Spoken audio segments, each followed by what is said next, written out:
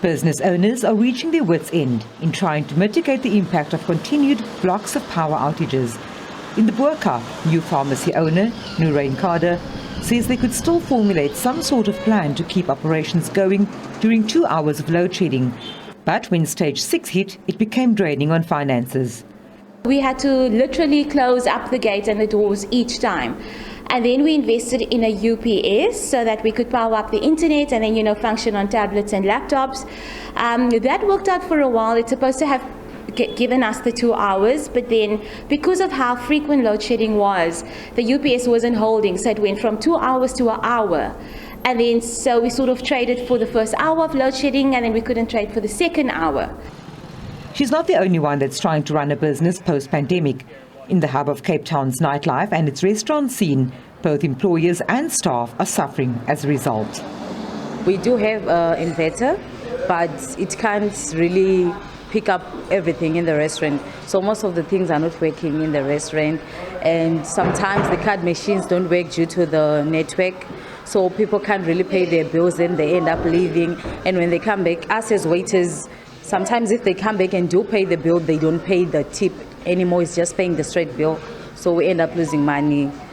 The hospitality industry body, Fedhasa, says it's unfair to an industry that's coming out of 2 years of very damaging COVID-19 restrictions. It's urged government to understand that this industry is one of the major catalysts to job creation in the country.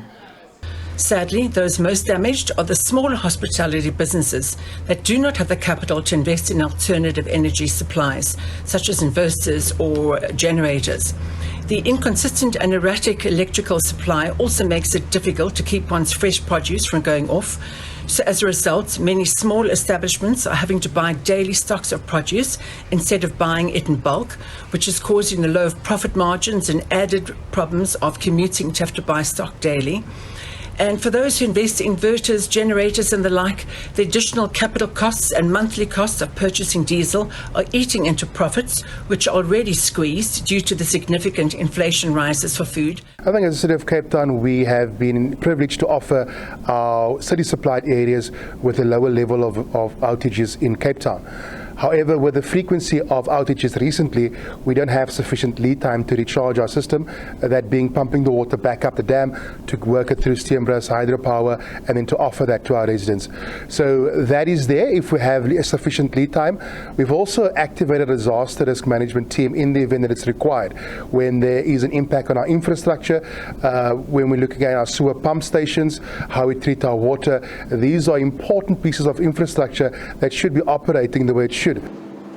The embattled power utility says there's no further update other than stage 4 rolling blackouts from Tuesday morning at 5 a.m. for the rest of the week.